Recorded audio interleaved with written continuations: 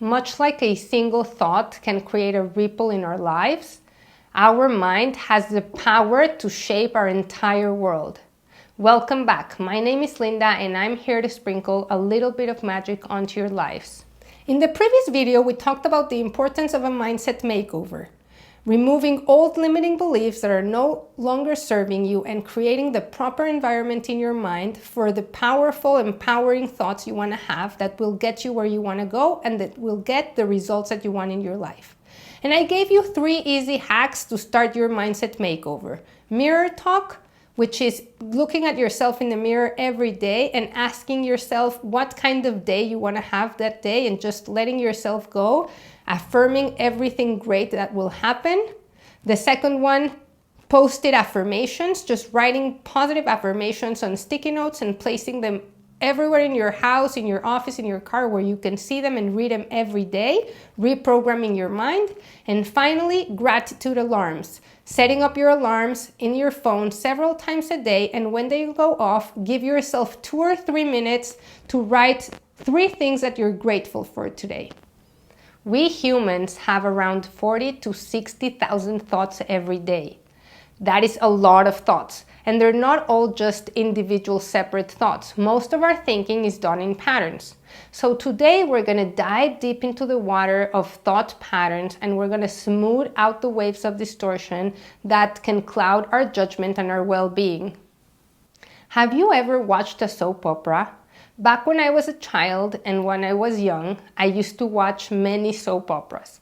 We didn't have all those streaming channels that we have now. We didn't have YouTube. We couldn't choose what we wanted to watch when we wanted to watch it. We just had to conform to watch TV and whatever the local networks put on. And they were a lot of soap operas. So what was a common thread between all of these shows? Drama. Lots and lots of drama. And why is this relevant? Because our mind loves the drama. It's wired to want drama and it is attracted to it, so we need to train it to pull away from it.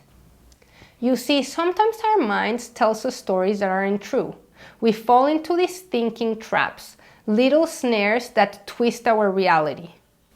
These are called distorted thinking patterns, and they can be sneaky, leading us to feel bad about ourselves and the experiences that we live. A distorted thinking pattern is a way of thinking that causes individuals to perceive reality inaccurately. It is believed that these patterns tend to perpetuate psychological disorders like anxiety and depression. Let me explain it more simply. Imagine your mind as a pair of glasses. When those glasses get smudged, you see life blurry, right? So, distorted thinking patterns is like wearing those smudged glasses every day without even being conscious about it, and then of course perceiving reality in a very different way as it really is. It affects everything you see, and it creates stories in your mind that are not really there. So let's examine some of these most common distorted thinking patterns. The first one is called all or nothing thinking. And it's when you see everything in black and white. When you do something that is not perfect, you immediately think of yourself as a complete and total failure. It's everything or nothing. Then overgeneralization is making conclusions when you don't really have the evidence to support it. And when something bad happens once, you now expect it to happen every single time. We're even wired to use that in the way we speak. How many times have you caught yourself using the words always and never? You never talk to me. You always do the same thing to me. The next is mental filters. And this is when we pick out one negative detail about something and we dwell on it so much that it creates a darkened view of everything that we see. Imagine putting a drop of ink in a glass and how the water is stained completely. This is what this distorted thinking pattern does. It's taking that negative detail and just letting it stain everything else. Another way of distorted thinking pattern is disqualifying the positive. Is taking anything positive and making it not count. It happens a lot with compliments. It's like, for example, oh, I love your shirt. Say, what? This old rag? Nah, it's old. Or when someone says, like, what have you been doing? You look amazing. What? I haven't been sleeping in days. Why do we tend to just disqualify the positive? Why is it so hard for us to take in a compliment or to really enjoy something positive that's going on in our lives? It is because we're wired to see the negative. It is because we're having those smudged glasses on at all times and we don't even realize it. And finally, and one of humanity's favorite, is jumping to conclusions. Assuming that you know everything about everyone, assuming that you can mind read, you're now a fortune teller, and you know why someone said something, you know their intention, you know that they didn't mean well, you know exactly what they were thinking. Actually, it's funny when people text you something and then now you interpret the tone which they said it, you decide that you know all the backstory, and you create an entire story, mostly drama, from one single comment or from a single conversation. So can you relate to any of these distorted thinking patterns? I think it is safe to say that we've all been through many of those, or even we experience many of those multiple times a day. Because after all, if we are having so many thoughts in one day in our minds, it is very likely, and the probabilities are very high, that some of these thoughts are negative. Now, having those distorted thinking patterns is not the entire problem. Part of the problem, and the worst part of it, is what happens after them. What are the effects of these patterns in our lives? So if I am believing everything that I see through those smudged glasses, if I am taking in reality in a very different way than it really is, I am probably also feeling some things that are not nice, that are not positive, and that are not contributing to my well-being. In turn, I am acting according to those feelings, and then I'm having the results that I really don't want to have in my life. So if we want to start creating different results, we need to really analyze and put a lot of attention in what glasses am I seeing life through? What filter am I having in my vision? What interpretations am I making of reality? Let me share with you something that will blow up your mind in a really good way. Again, just because you have a thought in your mind, it does not mean that that thought is true. It also does not mean that it is your voice. Because what happens is that we assume that if I have a thought, it must be me that I'm thinking that, and then if I'm thinking it, it must be true. And we completely forget to challenge the thought.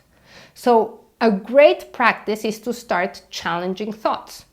So the other day we learned how to flip thoughts around, but flipping thoughts takes time, takes effort, and it requires a lot of attention. Sometimes, and in these cases, when there are thinking patterns which entail many different thoughts that create a lot of drama, a lot of noise, and a lot of chaos in our lives, what we want is to simply ignore them, to rule them out, to forget about them. Let me share with you a story. My sister has 5 daughters. Imagine being in her house and listening to all those voices going on at once. They all need something from my sister at the same time, they all want to be heard, and they all want to speak on top of each other. So it can create a little bit of chaos. And then I look at my sister, who has a lot of experience with this, of course, her oldest is 20 years old, and she looks like a monk meditating on the mountains. She seems so zen. When I'm already all worked up from listening to everything that's going on, I look at her and she's in her center. So I asked her, how do you do it? How can you completely ignore all these voices that you can listen right on top of your head? She said, I go on airplane mode. And I really love that analogy, because what happens to our phones when it goes on airplane mode? It just stops receiving things from the outside, right? There's no internet, so there's no receiving emails, there's no text, there's nothing, and nothing goes out either. So it's kind of like in its center. So I started using this expression when it came to my own thinking. So what does really mean going on airplane mode? It just means focusing on an entirely different thing, just zoning out everything that's going on, ignoring every single thing that's going on in my mind and focusing on one little thing. In the end, it is all about perspective, and how we see the world will definitely impact our life and our experiences. Of course, the more we practice, the better we get at it, and the easier it is to find balanced thought patterns that really create the environment that we want in our minds so that we can reach our goals, reach our potential. Let's quickly recap everything we learned today.